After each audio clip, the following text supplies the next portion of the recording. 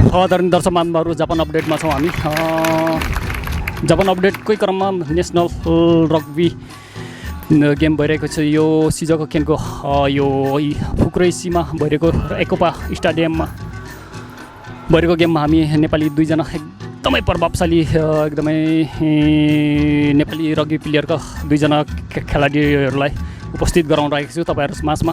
सर्वप्रथम उहाँहरूबाटै परिचयबाट अगाडि जाउँ। नमस्ते।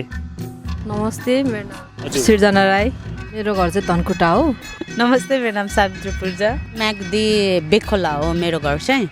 आरामै हुनुहुन्छ? हजुर हजुर आरामै छौँ।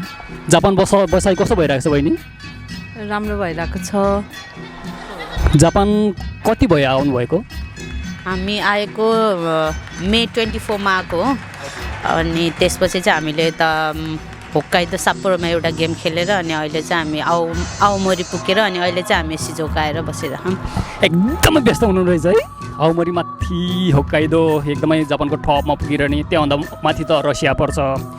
होक्काइदो पुगेर आउमोरी हुँदै सिजोका गेम खेलिराख्नुपर्छ। यो 7A साइडको गेम रग्बी गेम कस्तो गेम हो? यो तपाईँहरू खेलिरहेको गेमको बारेमा अलिकति बताइदिनु बहिनी। 7A साइडको चाहिँ रग्बी चाहिँ 15A साइड 7 साइड भयो हुन्छ। 7A साइडमा चाहिँ 7जना चाहिँ ग्राउन्डमा खेल्छ। यो चाहिँ 14 मिनट्सको हुन्छ। हजुर 2 साइडको गेम रग्बी बारेमा अलिकति बताइदिनु त सावित्री बहिनी। रग्बीमा कति भयो लागेको, अहिले कहाँ कसरी खेलिराख्नु भएको छ त्यसको बारेमा, आफ्नो रग्बी गेमको बारेमा अलिकति बताइदिनु त, अरू नेपालको अवस्थाको बारेमा पनि। अहिले चाहिँ म खेलेको अहिले लगभग 8 वर्ष पुरा भइसक्यो। अनि अहिले चाहिँ रग्बीमा चाहिँ हामी एज अ क्याप्टेनको भूमिका निभाइरहेको छ नेपाल नेसनल टिमबाट। र मैले चाहिँ एज अ टिममेट्सको रूपमा चाहिँ हामी दुईजनाले चाहिँ एकदमै रग्बीलाई चाहिँ अब जति सक्दो जोस् अब डेभलपमेन्टबाट अलिकति माथितिर चाहिँ लग्ने प्रयास गरिरहेछौँ। ब्याकग्राउन्डमा नि सुनिसक्नुहुन्छ तपाईँहरूले एकदमै दुईवटा गेमहरूको हुटिङ गेम चलिरहेको छ। ब्याकग्राउन्डको आवाज, यो गुन्जिरहेको आवाजले तपाईँको मनमा अहिले के सोचिरहेको छ? ढुकढुक कस्तो भइरहेको छ? जापानको रग्बी यो चाहिँ च्यालेन्ज टुर्नामेन्ट हो। सो त्यही भएर चाहिँ यो चाहिँ ए लेभलमा जाने भएको टुर्नामेन्ट हो। त्यही भएर चाहिँ म चाहिँ यहाँ आएर यो गेमहरू हेर्दाखेरि अनि यहाँको कल्चर हेर्दाखेरि चाहिँ आइएम सो एक्साइटेड अनि रमाइलो लागिरहेको छ। हजुर, गेम भनेपछि हाङजिरिङ आउने, त्यसपछि रग्बीमा लाग्नुको एउटा किक्का के भनेर भन्छ, यो सुरुवाती अवस्था कसरी रग्बीमा छिर्नुभयो त्यसको बारेमा बताइदिनु भयो नि। म चाहिँ भलिबल खेल्थेँ पहिला। त्यसपछि भलिबल खेल्दाखेरि साथीहरूले चाहिँ नयाँ गेम आएको छ भनेर चाहिँ बोलाएर हामी रङ्गशालामा गएर त्यसरी स्टार्ट भएको। मैले बल्ल +2 सकेको हुनाले चाहिँ त्यो टाइममा मेरो केही पनि थिएन, म फ्री थिएँ। त्यही भएर टाइम पासको लागि रग्बी जोइन गरेको थिएँ मैले चाहिँ। तर बिस्तारै मलाई यहाँ यो रग्बीको रुल्सहरू अनि यो एउटा मात्र गेम हो कि कन्टेस्ट गर्न सकिने गेम भएको हुनाले चाहिँ मलाई बिस्तारै यसमै नै कन्टिन्यू गर्न मन लाग्यो। पछि नेसनल टिममा सिलेक्ट भएपछि एउटा टुर्नामेन्ट मैले चेन्नाईमा खेलेपछि चाहिँ अनि फेरि मलाई यो छोड्न मन लागेन। त्यही भएर अहिलेसम्म मैले चाहिँ रग्बीको नेपालमा पनि रग्बी डेभलपमेन्टको लागि जे गर्न सक्छु त्यो चाहिँ गरिराखेको छु, स्कुलदेखि लिएर। अहिले कति वर्ष भयो बहिनी? मैले 10 वर्ष, लगभग 10 वर्ष भइसक्यो। ल सावित्री बहिनी, तपाईँ पनि सुरुवातको रग्बी कसरी रग्बीमा लाग्नुभयो त्यसको बारेमा अलिकति बताइदिनुहोस् र हालसम्म आइसक्दाको अनुभवहरू बताइदिनुहोस् त बहिनी। मैले चाहिँ खासमा मेरो कलेज युनिभर्सिटीको एकजना दिदी चाहिँ खेल्नु हुँदो रहेछ। अनि उहाँले चाहिँ अब नेपालमा चाहिँ वुमेन्सहरूको चाहिँ अलिकति कम भएको हुनाले चाहिँ अनि मलाई चाहिँ अनि उहाँले चाहिँ अनि हाम्रो यस्तो गेम हुँदैछ अनि खेल्ने भए चाहिँ इन्ट्रेस्टेड भए चाहिँ आऊ भन्नुभयो। अनि मैले चाहिँ त्योभन्दा पहिला नै मैले फेसबुकमा चाहिँ देखिरहेको थिएँ हाम्रो एकजना सिनियर दिदीको। अनि त्यो देख्दाखेरि चाहिँ मलाई चाहिँ फर्स्टमा चाहिँ त्यसको बलको सेप देखेर चाहिँ मलाई एकदमै कस्तो पहिल्यैदेखिबाट यसो खेल्न त्यति बेला बल देख्न बित्तिकै मलाई चाहिँ यो गेम खेल्न पाए हुन्थ्यो भनेर चाहिँ माइन्डमा सोचिरहेको थियो। अनि त्यसपछि चाहिँ अनि ठ्याक्क उहाँले सोधेपछि चाहिँ ल हुन्छ, हाम्रो अब यस्तो टुर्नामेन्ट हुँदैछ वुमेन्सको, आएर हामी अब एज अ क्लबबाट चाहिँ हामी खेलौँ भनेपछि चाहिँ अनि म गएर 1 हप्ता ट्रेनिङ गऱ्यो। अनि त्यसपछि चाहिँ अनि अब रुल्सहरू त अब प्रायः नेपालमा नयाँ भएर त्यति कसैलाई पनि थाहा थिएन। अनि त्योमा चाहिँ अब फर्स्टमा अब ट्याकल कसरी हान्ने त्यो पनि थाहा थिएन। अब ट्याकल खाने कसरी कसरी हान्ने पनि कसरी थाहा थिएन। अब जब गेम खेलेपछि चाहिँ अनि बल्ल अनि एकचोटि ट्याकल खाएपछि चाहिँ यसरी हामी लड्नु पर्दो रहेछ भनेर अनि त्यहाँबाट चाहिँ अनि बिस्तारै लर्निङ गर्दा गर्दै अनि अहिले चाहिँ हामी स्कुल हामीले चाहिँ नेपालमा अब ऊ चाहिँ फर्स्ट ब्याच भयो अनि त्यसपछिको ब्याच चाहिँ यो म अनि त्यसमा चाहिँ ऊ र मैले चाहिँ अहिलेसम्ममा कन्टिन्यू नै जे होस् रग्बीलाई अब ग्रासरुटदेखिबाट डेभलपमेन्टको लागि हुन्छ अथवा अब प्रोभिन्स लेभलमा अनि नेसनल लेभलमा हामीले चाहिँ कसरी हाम्रो तर्फबाट हामीले आफूले गर्ने सहयोग गरेर चाहिँ अब रग्बीलाई डेभलपमेन्ट गर्नलाई चाहिँ हामीले चाहिँ अब कन्टिन्यू दिइरहेको छौँ। हजुर सृजना बहिनी चाहिँ 1 वर्ष अगाडि मैले 2015 देखि स्टार्ट गरेको हो अनि 2016 मा चाहिँ हामीले चेन्नईमा चाहिँ इन्टरनेसनल टुर्नामेन्ट चाहिँ डेब्युट गरेको थियौँ।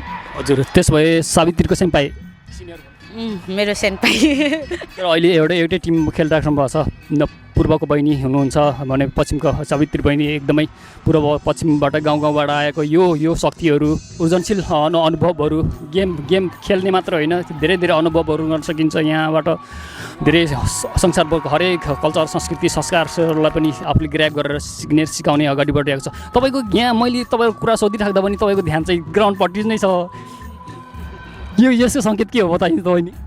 यसमा चाहिँ यस्तो हुन्छ कि अब उनीहरू खेलिरहेको हुन्छ त्यो पछि चाहिँ हामी पनि अब एकदमै एक्साइटेड हामी खेले जस्तो फिल हुन्छ। त्यहाँ अब यसो हेरेपछि चाहिँ म भएको भए यस्तो गर्थ्यो होला भनेर ठ्याक्कै त्यो माइन्डमा क्लिक हुन्छ अनि त्यही भएर अनि झन् बढी चाहिँ एट्र्याक्टिभ भइरहेको हुन्छ। हजुर सावित्री बहिनी तपाईँको त सेकेन्ड टाइम हो जापान जर्नी, बहिनीको पनि कति? मेरो चाहिँ 4 टाइम्स हो। योभन्दा अगाडि चाहिँ मैले यो क्लबहरू भिजिट गरेको थिएँ अनि योभन्दा अगाडि यो लास्ट इयर चाहिँ मैले यही साकुरा ओभल्सबाट नै एउटा टुर्नामेन्ट खेलेको थिएँ। त्यो चाहिँ पल्स 10th एनिभर्सरी थियो।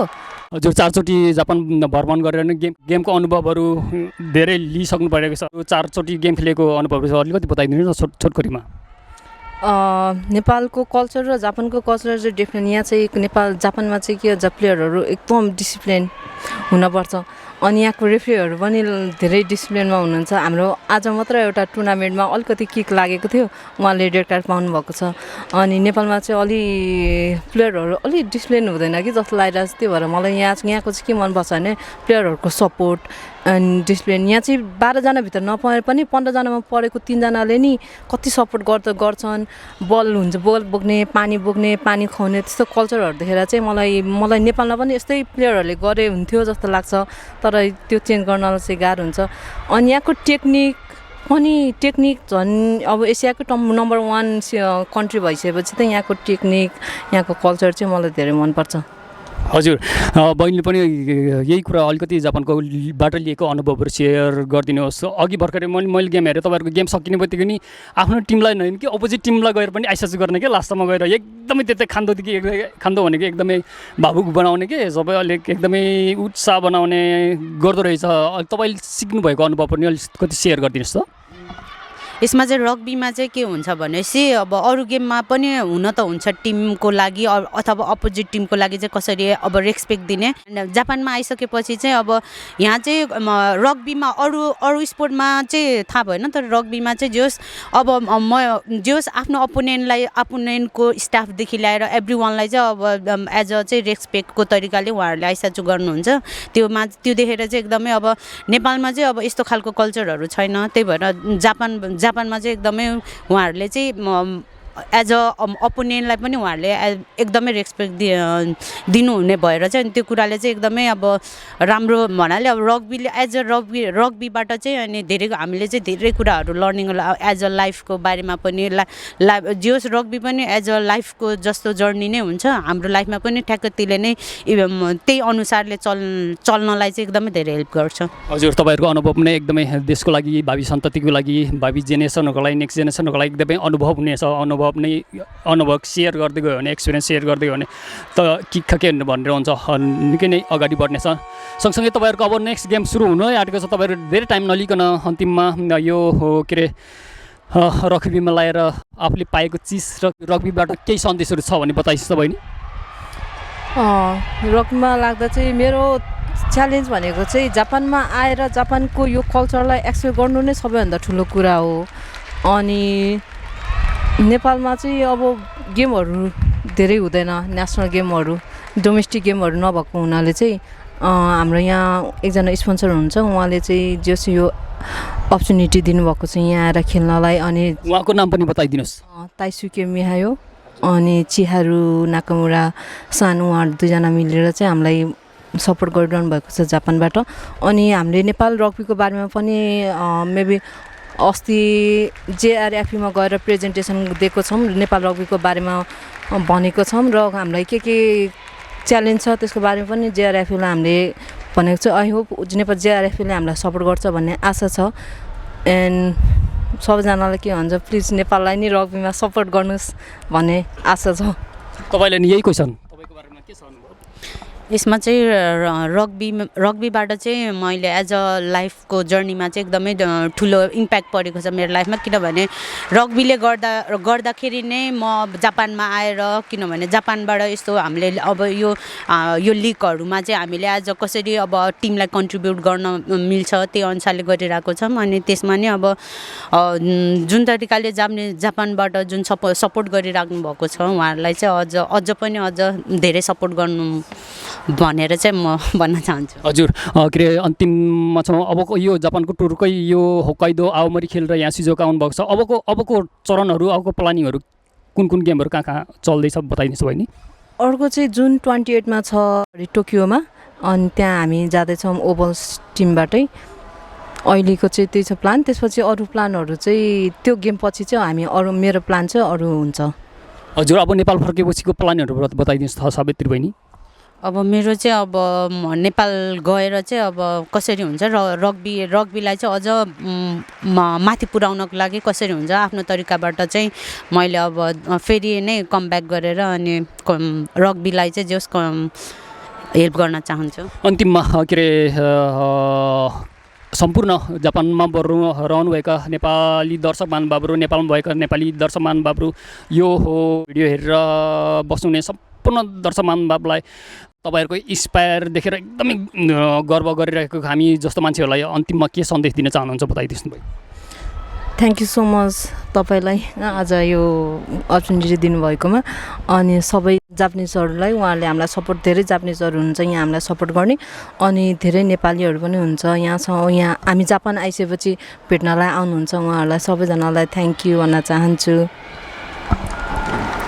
मैले पनि यहाँबाट चाहिँ जुन तरिकाले हामीलाई अब फिजिकल अथवा फिजिकल्ली हामीलाई सपोर्ट गर्ने अथवा डाइरेक्टली इन्डाइरेक्टली जसले हामीलाई यहाँ जापानमा आउनलाई चाहिँ उहाँहरूले अब जसरी अलिकति उहाँहरूले जापानिजहरूले चाहिँ एकदमै सहयोग गरिराख्नु हामी दुईजनालाई अब एज अ नेपालको रूपमा हामी दुईजनालाई चाहिँ जापानमा ल्याएर रग्बीमा चाहिँ हामीले एज अ नेपालमा पनि यस्तो रहेछ है भनेर अनि चिनाउने जो मलाई यहाँसम्म ल्याउनलाई हेल्प गर्नुभएको छ। ताइसुके म्याउ अनि युजी ताकाकु उहाँले चाहिँ एज अ मलाई चाहिँ एज अ छोरीको रूपमा चाहिँ जोस् उहाँले यहाँ जापान आउनको लागि चाहिँ उहाँले सपोर्ट गरिराख्नु भएको छ। अनि चिहारु सान हुनुहुन्छ अनि अरू जुन रग्बी प्लेयरहरू हुनुहुन्छ उहाँहरूलाई चाहिँ एकदमै धेरै मनैदेखिबाट धन्यवाद। र नेपालमा हुने अथवा विदेशमा हुने सम्पूर्ण नेपालीहरूलाई चाहिँ अझ रग्बीलाई चाहिँ अझ बुझेर अनि अझ सपोर्ट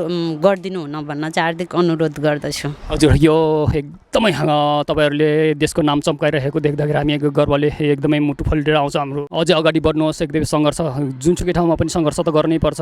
के अरे आफ्नो त्यो सङ्घर्षलाई खुट्किलोहरूलाई पार गर्दै गर्दै अगाडि बढ्नुहोस्। ठ्याक्कै पनि अन्तिममा सोध्न चाहेको मैले बिर्सेँ कि जस्तो लागेको छ। नेपालको घर चाहिँ ठ्याक्कै बताइदियोस् सावित्री। मेरो चाहिँ म्याग्दी बेखोला हो मेरो घर चाहिँ। अनि हाल चाहिँ म अहिले काठमाडौँ बसिरहेको छु। बहिनीको पनि बताइदिनुहोस् त, ठ्याक्कै ओरिजिनल घर बताइदिनुहोस्। मेरो घर चाहिँ धनकुटा हो, कुवा पानी तलतिर पर्छ। हजुर अझै अगाडि तपाईँहरूको पाइला अगाडि बढेको एकदमै नेपालको झन्डा, नेपालको शिर अझै अगाडि बढेर खेलिरहेको देख्न पाऊँ। तपाईँहरूको पनि नयाँ जेनेरेसनहरू, नयाँ भाइ बहिनीहरूलाई पनि यो तपाईँहरूको एक्सपिरियन्स सिकाउँदै जानु होला भन्दै यो संवाद र समयको लागि धेरै धेरै धन्यवाद। नमस्ते। नमस्ते, धन्यवाद, थ्याङ्क यू।